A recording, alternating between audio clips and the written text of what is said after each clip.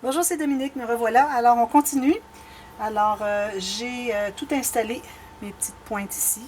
Là, j'ai fait ce petit tortillon ici. Je vais vous montrer comment le faire. Alors là, vous allez avoir besoin de 6 bandes de 14 cm ou 3 bandes de 28 cm coupées au centre. Facile. Pour faire le tortillon qui est ici. Puis ensuite, on va faire un petit chaque côté. Alors, on aura besoin de 12 bandes de 6,5 cm plus tard. Alors, on va commencer par celle de 14 cm. Alors, on fait l'arrondi comme ceci. On va faire le tortillon au complet. Pas nécessaire de faire serrer. Alors, on a 14 cm, on déroule dans le 12 mm ici. Alors là où est-ce que la pointe touche, alors on va aller le chercher là et puis on va coller exactement là où est-ce qu'il nous dicte qu'il voudrait être collé. Comme ceci. Bien à plat. Et vous amenez le centre en haut et vous pincez en bas. Comme des petites feuilles normales. Là, vous allez mettre la colle. Vous voyez, c'est ce que ça donne. Vous allez mettre la colle ici et ici. Et puis là, vous allez l'entrer, mais ici. Alors, vous allez l'entrer entre les pétales du départ jusqu'à ce que vous soyez vis-à-vis. Ici, alors, vous voyez, je suis à peu près vis-à-vis. Il ne faut pas dépasser. Vis-à-vis, même un petit peu plus à l'intérieur que nos cercles de pétales du départ. Alors, moi, je dirais vis-à-vis. Celui, je suis vis-à-vis. Celui-ci, je suis à l'intérieur, vis-à-vis. Ouais, c'est correct, comme ça. Alors là, vous avez les 6 comme ça. OK? Ensuite, il nous reste à faire les petites. Alors, les petites, j'ai mon morceau de 6,5 cm que je vais tortiller lâchement et que je vais dérouler dans le 8 mm. Ici. Alors là, où est-ce qu'il veut arrêter? Je vais le prendre là. Je vais mettre la colle sur le petit bout. Je vais coller, tenir jusqu'à ce que ça soit un petit peu immobilisé. Puis là où est-ce que j'ai mon joint, je vais le tenir dans mes doigts comme ceci. J'amène mon cercle en haut, tant que possible, mon centre en haut, et je pince. Okay. Alors ça, vous en faites 12. J'en ai 12. Je crois bien que j'en ai avoir 12. Alors là, vous allez vous trouver à mettre de la colle. Je vais enlever le petit bout ici. Comme on a fait le plus gros un peu, on met de la colle sur chaque côté ici. Comme ceci. Puis on va l'installer entre de chaque côté du plus gros qu'on vient de faire. On va l'entrer un petit peu à l'intérieur. OK. Prochain, je fais la même chose. Un peu de colle ici, un peu de colle ici, chaque côté. Puis je vais l'entrer à l'intérieur. Alors là, il s'agirait d'essayer de les avoir égaux. Qui ressortent autant, qui dépassent autant le tortillon ici, de chaque côté. Alors, faites-le avec votre pic ici. Allez l'entrer ou le sortir ou quoi que ce soit. Alors, vous installez les 12 comme ça. Je ne les ferai pas tous avec vous parce que ça va être trop long pour rien. Moi, je me dois de couper parce que je dois compléter l'étape. Parce que moi, je ne peux pas savoir exactement ce qu'on va avoir besoin comme tortillon tant que je ne l'ai pas fait, parce que là, je ne les fais pas en avance. Je pourrais, mais bon, je me ramasserai avec le double de tous les flocons. Puis, je vais aller le porter. Alors, j'amène la pointe, je la porte en bas ici. Comme ça. Un petit peu plus bas.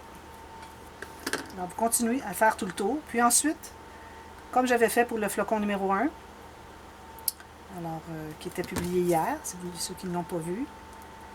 Alors, je vais tout enduire de vernis. Alors, mon vernis, ça se trouve être, c'est ce qui s'appelle Mod Podge.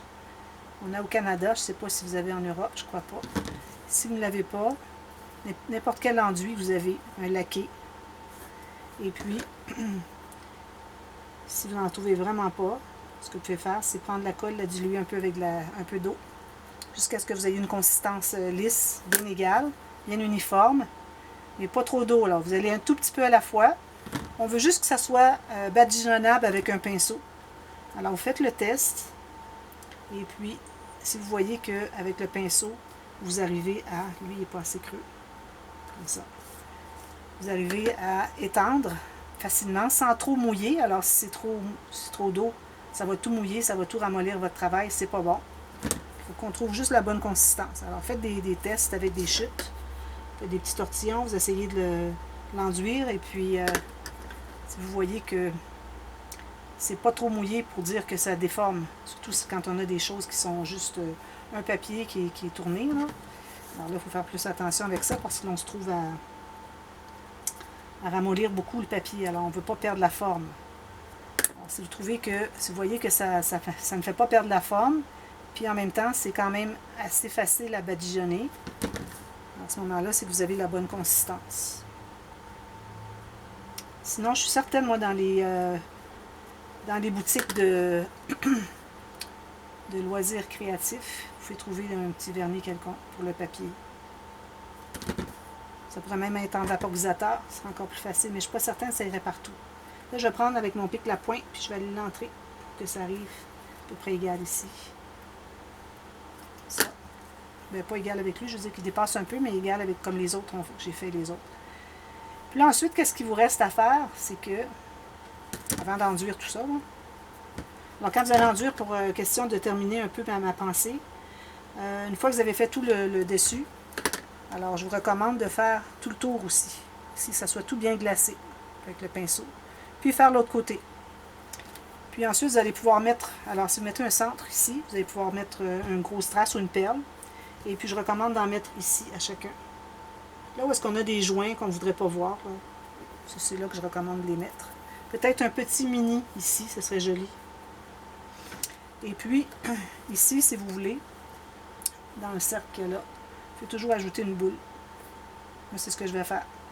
Alors, une boule aléatoire, là, parce que vous avez beaucoup d'espace, quelle que soit petite ou grosse ou moyenne, comme vous voulez.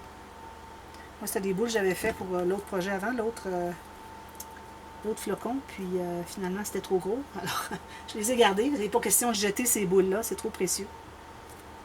Si j'ai une petite couture, là, on va la voir un peu.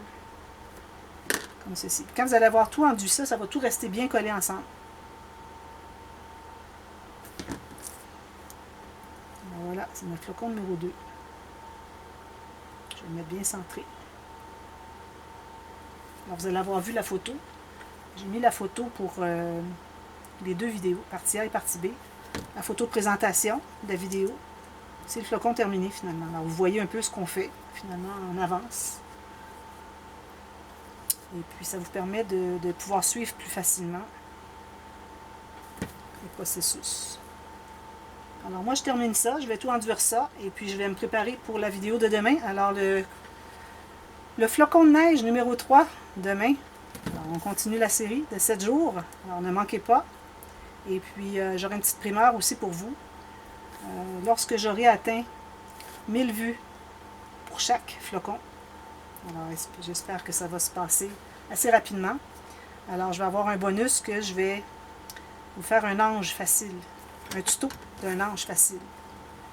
Alors, j'en ai vu beaucoup sur Pinterest, puis c'est certain que ce ne sont pas des tutos, mais je peux quand même vous faire le tuto si vous voulez. Alors, 1000 vues. Vous allez voir 1, 2, 3 fois si vous voulez sur mes vidéos. Demandez à vos amis d'aller voir. Question que ça s'additionne. Surtout que j'ai 1000 vues à chaque flocon. Alors, on aura un spécial, une journée que je ferai, une série, toute la journée, la même journée aussi, va être publiée, toute la série pour un ange. Facile, mais très, très joli. Alors, pas juste facile, 3-4 tortillons, quelque chose de facile, mais qui est vraiment très joli.